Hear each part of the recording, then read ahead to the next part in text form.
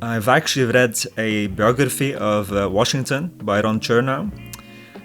Very good book. What I've noticed in this book is that America has been a very divided country from the very start.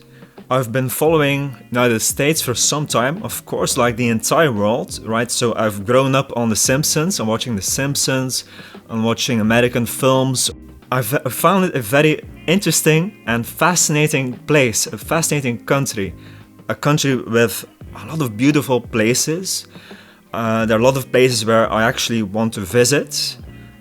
You have a beautiful country, but the politics is just so insane. Yeah. And I found that the division has increased. That's how I view it. Looking at the internet, of course, maybe that's a bit of an exaggeration, that's possible. Of course, there was always a big difference between Republicans and Democrats, but like nowadays, like the division is just massive. It's just increased to like exponential values. Yeah. And strangely enough, a lot of things that happen in America tend to blow over to Europe. And I've also seen that this divide in politics has also come here to Belgium, I found.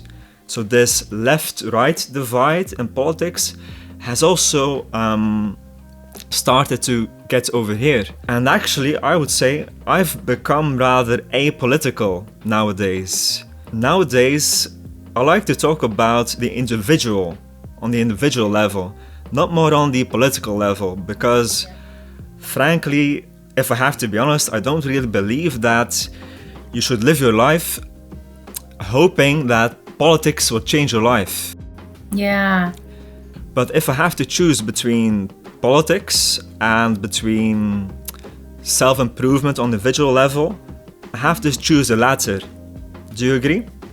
Yeah, I do. I think that, like you said, it's so divisive, but I guess I'm going to be like a technology basher, but I don't mean to be. But I do think, the internet and news outlets and social media, it's just really, it just spreads things so fast and it becomes so big. And if you turn off the news for a minute, or if you get off Instagram or Twitter, like actually people are still nice and my students are still darling. I talk to, it's not like politics is running my entire day 24/7. And so I do think it's a good, like you said, self-improvement. It's good to have those boundaries and just kind of find what brings you peace and what's going to do the best for you within your life.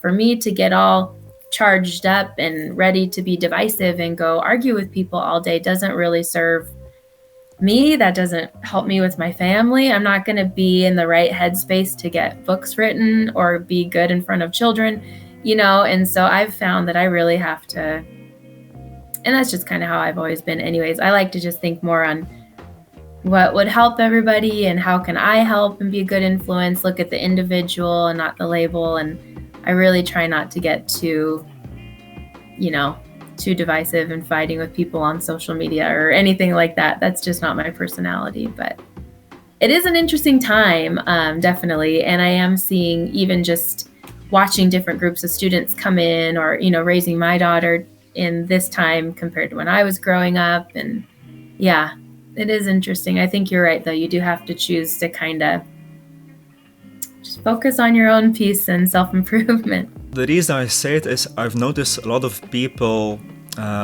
here,